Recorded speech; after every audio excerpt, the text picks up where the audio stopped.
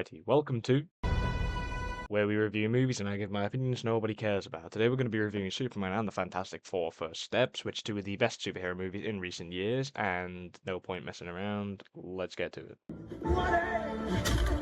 I fucking loved Superman. James Gunn brought the purest, the most sincere version of the character back to the screen since Christopher Reeve did it so well in 1978. He captured the essence of the character and what he stands for and finally portrays him as this beacon of hope and symbol of all things good. A welcome difference to Snyder's dark, brooding tank with a god complex. No hate to Henry Cavill. David Cornsweet encapsulates Superman. Every mannerism, every subtle emotion on display screamed Superman and heroic. He provided an emotionally vulnerable performance while simultaneously balancing showing the absolute power and strength of Superman, making his performance so much more successful. He embodies the character so well, and I already think he's the second best Superman today. Obviously just behind Reeve, who really will never be beaten. May he rest in peace. And whilst we're on topic about the cast, I think this is such a great set of actors and actresses. Rachel Brosnahan is a fantastic Lois Lane, and her chemistry with Cornsweet's Clark Kent is electric. She feels like a genuine main player in the story and not Superman's shallow love interest with little to no nuance. Man of Steel, I'm looking at you. Supporting cast sometimes even steals a scene from Supes, namely Eddie Gatheg's superb Mr. Terrific and Nathan Fillion's uproariously entertaining Guy Gardner Green Lantern. Isabella Merced is a great Hawk girl, and although she has that stupid scream when she's flying, her scenes on the ground and aerial dynamic fight choreography all looks great. Anthony Carrigan's Rex Mason, aka Metamorpho, is a great part in this film, and the scenes between him and Superman in Luthor's pocket dimension shine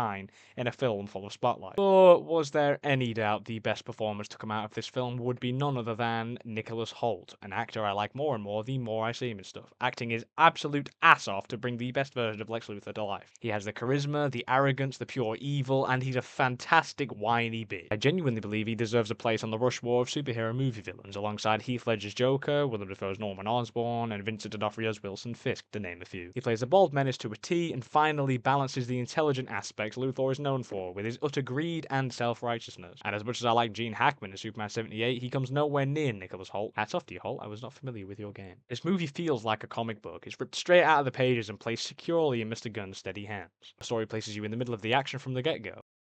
No, I mean seriously, the movie starts with Superman crash landing in Antarctica, where the white absolutely pops, by the way, and upon recovering back at the Fortress of Solitude, brought to life in absolute glory in this adaptation, he's just as soon flying right back into battle. It skips over the origin story, which we've seen 1,000 times before. We don't see him run faster than a train, we don't see him crash landing in the Kent's farm, we don't see Kevin Costner sacrifice himself for plot, motive, emotion.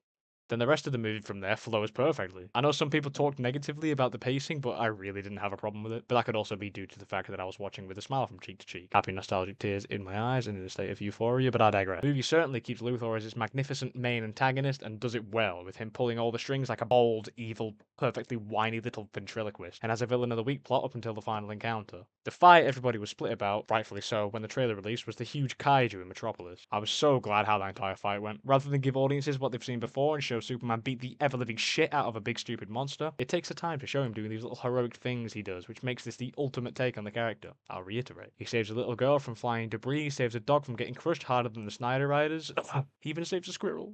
Saves a squirrel. The care they take in showing this new Superman as a total hero and someone who wants to do good against all odds is so perfect and meaningful to me. And as a person who doesn't even mind Man of Steel or Batman vs Superman, it's a well-deserved and long-awaited breath of fresh air. And then you have the character moments that really make this so special. Jimmy Olsen is a real person. He has his own little thing going on with dun dun dun new superhero mutant toes, who in a display of James Gunn's signature humor that I and the majority find hilarious, we found out is Luthor's dim-witted girlfriend, Eve Teschmacher, who unfortunately never has her last name screamed at the top of Luthor's lungs. Mitch Teschmacher! The reporters at Metropolis's very own Daily Bugle, the Daily Planet, all have actual personalities. Michaela Hoover, hit me up. Absolute shining star here is, of course, Lois Lane, and a beautiful dynamic with this movie's Clark Kent. They truly feel in love, and like a complete match made in heaven, with electric chemistry and the ability to bounce off of each other perfectly. It truly adds just that more heart to this movie's core, and is part of the reason the character stuff works so well. Its authentic feel. And then we have the third act of this movie, which is a great example of how a superhero movie can end with a big CGI battle if it's done well. The fight with Superman, the Mechanic, and Ultraman is great on the football field. Then they go to fucking space, where they drop down into the underground. The big reveal happens that Ultraman is dun dun dun Pedro Pascal.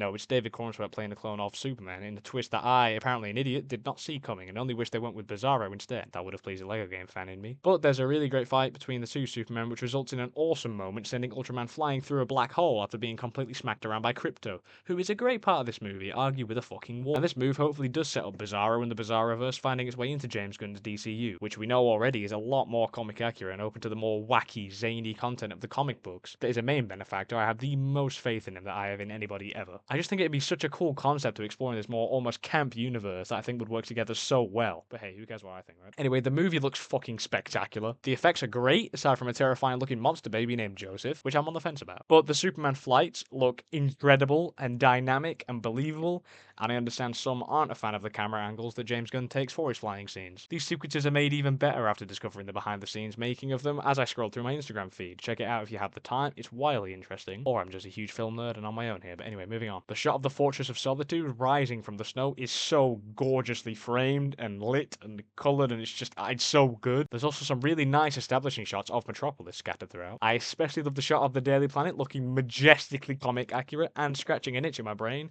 I wasn't even aware I had. And Luthor Core, which I wished had become Lex Core by the end, but hey ho, nitpicking. It looks great and perfectly out of place in a city full of good. Doofenshmirtz Lab comes to mind, or if you want to go there, Petey's from this year's unfortunately overlooked Dogman. There's also a signature James Gunn one-take fight scene that I always love in his films, involving Mr. Terrific, who makes the absolute most of his screen time. Eddie Gathegi, we salute you. And then just a lot of the general cinematography and color grading looks fantastic, and from the guy that was the DOP for the catastrophically ugly 2023's The Flash, it's a huge win. To wrap up, the music in this film is remarkable. I can't tell you how pleased I was when they used John Williams' iconic chord as part of this new original score, done by John Murphy, who does so with great respect and skill that makes him a worthy successor to the legend behind all our favourite scores. And not just the original score. We all know James Gunn knows a thing or two about music, evidently so in the Guardians trilogy and the Suicide Squad and Peacemaker, and if you want to really go there, Slither, and Gunn's first superhero ever in Super, which are underrated gems in my humble opinion, but I'm sidetracking. There are some all-timer needle drops in this movie, the two main ones being Noah and the Whale 5 years time, during the Mr. Terrific fight scene, and the Teddy Bears punk rocker with Iggy Pop, a song I myself have played religiously in the weeks following in this film's release, and will continue to repeat until I'm sick of hearing it. But yeah, James Gunn can do these needle drops like nobody else can. Maybe only ever outdone by Edgar Wright, but they both deserve the flowers, and I'm gonna give it to him. So my final thoughts. Superman is a truly sincere, stunningly beautiful, tear-inducingly bright adaptation of a character that hasn't really had a good adaptation since 1978's Superman the movie. It really is cut from the same cloth as Sam Raimi's Spider-Man, and it's clear that James Gunn gets Superman. He understands that he's meant to be a beacon of hope, something people can look up to, can strive to be. He understands that Superman is not this god character. He's a vulnerable, emotionally driven being with the powers of a god, and not the mindset of one. David Corenswet conveys this understanding perfectly and captures it in every mannerism and interaction he shares with the other amazing side characters. It's a superhero movie through and through, and a love letter to the genre. I give Superman a 10 out of 10. So now I've reviewed 2025's most super movie, it's now time to review its most fantastic one. That is, of course, Plankton the movie. No, it's the Fantastic Four First Steps. Marvel's first family have notoriously been impossible to adapt to the big screen faithfully and, well, good. But after a cancelled 1994 adaptation, two painfully 2000s Marvelified movies with Jessica Alba, and the war crime in the form of Fant Four Stick, we finally got the perfect version of the team on the big screen. And Pedro Pascal is there, hell yeah. Fuck all you Pedro haters that suddenly came out of hiding, we love Pedro here on Culture Commando. But anyways, the new Fantastic Four is, to say the least, fantastic. Say that again? We owe those creative teams up at Marvel Studios a huge apology, and I usually refrain from saying this, but it more or less sums it up. We are so fucking back. With this and Thunderbolts back to back, for the sake of the statement, we'll ignore Ironheart, which granted I haven't watched yet, but the general consensus is it was a disaster. It seems like Marvel is finally living up to their promise of quality over quantity, and taking a step forward in the definite right direction. The main thing that the Fantastic Four movies have struggled to perfect, and one of the reasons this iteration works so damn well, is the family dynamic. I'm just saying, there's a reason The Incredibles is often referred to as the best Fantastic Four movie. Pedro Pascal, Vanessa Kirby, Joseph Quinn, Ebon Moss-Bachrach truly feel like a family, and it warms my core watching them all interact. The entire first act, in fact, is essentially a family slice of life story with a sci-fi twist, and it is marvelous. The opening scene is a sweet sweet and touching moment just with Reed and Sue finding out they're going to be parents. It's the most heartwarming and heartfelt thing ever, and I can't express enough how good it is they decided to open it with this exchange. They then introduce Johnny and Ben, who have the perfect banter-filled but sincere dynamic between them. And Herbie's there too in his first ever live-action appearance. Hold the applause. There's a really touching moment between the 4 team members when Sue announces her pregnancy, and it really drives home the familial theme that is supposed to be the beating heart of any Fantastic Four project. All 4 lead actors embody their respective characters perfectly and prove me wrong, who was very unsure about the castings of Pedro, hypocrite I'm aware, and Joseph Quinn, but they really changed my mind from their very first appearances. Vanessa Kirby is the perfect Sue Storm and truly the glue that holds the team together, whilst Ebon Moss-Bacharach plays his beautifully tragic and accepting Ben Grimm, the Thing, which unfortunately doesn't have the heartbreakingly devastating moment between him and his fiancée that Tim Story's version has, but that is like the only thing that movie does remotely as good, if not better than this new version. But the effects for the Thing are incredible and somehow expressive despite the character literally being made out of rock. Although it takes a little time to see Pedro as a true Reed Richards iteration, once it clicks, it is brilliant. He does the nerdy, awkward yet charismatic born leader role very well and justifies his casting being, let's face it, purely to get butts in seats. And then finally, Johnny Storm is a real person and not just there to be eye candy, Chris Evans. He literally deciphers an entire language and kinda saves the world by reaching out to Julia Garner's Silver Surfer. More on her next. Outside of the main 4, I love the rest of the cast. I love Norrin Radd's Silver Surfer, and before the announcement, I really looked forward to seeing him in the MCU, so when Shalabar was announced instead, I won't lie, I was slightly disappointed. I'm not a bigoted pig, I just had hopes that weren't quite met. However, you know what?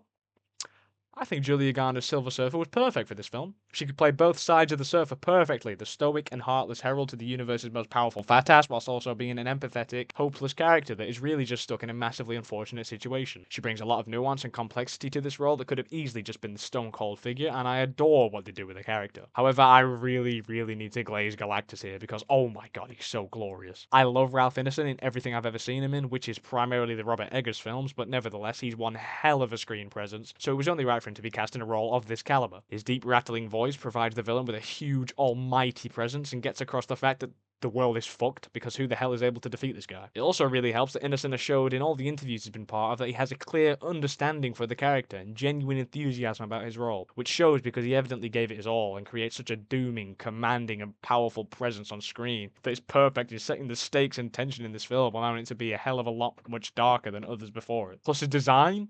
I mean, come on, they nailed it. How the hell they got a skyscraper-sized god in a purple robot suit to look good and believable in the middle of New York City is incomprehensible, especially from recent Marvel. But god, the effects are so good and they really did 100% lock in. The Coming of Galactus is a story I didn't think would work outside of the comics or Lego Marvel superheroes, but they did it, and they did it to a T. The story itself is such a great adaptation of the one from the comic. Not every beat is the same, but it maintains the structure and general core to the story while throwing in some original stuff that works in this film's favor, such as the Franklin Richards stuff and the general familial plot beats. But yeah, it paces so well. But that first act is so damn perfect in establishing these characters in this world they live in. The second act is really strong in setting up its dominating, big bad, and the general conflict and dilemma in the plot. And the arrival of the Silver Surfer is so perfect. It floored me both times I went to see it, somehow even more the second time. And then there's a lot of good stuff in the third act. The scene where Johnny confronts Shalabal and plays her the messages of cries for mercy from the planet she'd allowed to be destroyed before she runs away from herself and stops for a magnificent shot of her in front of the moon is genuinely some of the best stuff the MCU has ever done. And then you have the final battle with Galactus, which is just so much better than I expected it to be. I believe they used a blend of miniatures and practical effects with CGI, which is interesting if true, but I may be remembering incorrectly. But regardless, it's great. Sue at the end, being the one to really do the most to Galactus, is such a great moment and a perfect display of her power that none of the other adaptations have done well. We had Jessica Alba getting a nosebleed and whatever the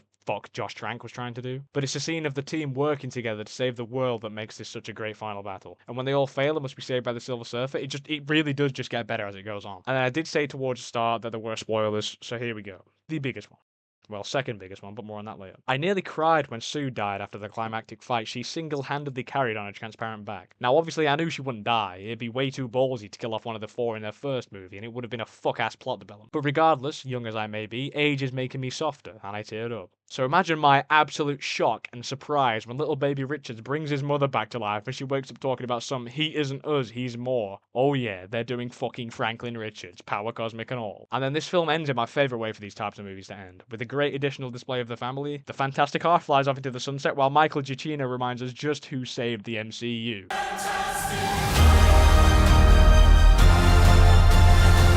And that's it, right? Can't get better than that. Oh, the post-credit scene says, fuck that, look who we brought. And in a genius finalizing moment of the film's story, it links this to the next entry in the MCU's main continuity, and shows us little baby Franklin, all grown up, with a man in a green hood kneeling before him holding a silver mask. Hell fucking yeah. But the main elements aside from the characters that make this so damn great is the audio-visual harmony that goes into making one of the best looking and well composed superhero projects in a long time. The 60s aesthetic is built perfectly and the retro production design is superb. The color grading is great and every color is so vibrant and just pops. The overall cinematography is amazing and I'm ready to call this the best looking MCU film they've ever made. There's some space sequences that are visually clearly inspired by Interstellar, which I adore, and it really does look phenomenal. All the while, my glorious king, Michael Giacchino, composes the hell out of another one of his masterful scores. The main theme and the Galactus suite are going to go down in comic book movie music history, and I can only anticipate what his The Batman 2 score will be like. If it can top the first, then I will fucking levitate. So in conclusion, I was so happy watching this movie.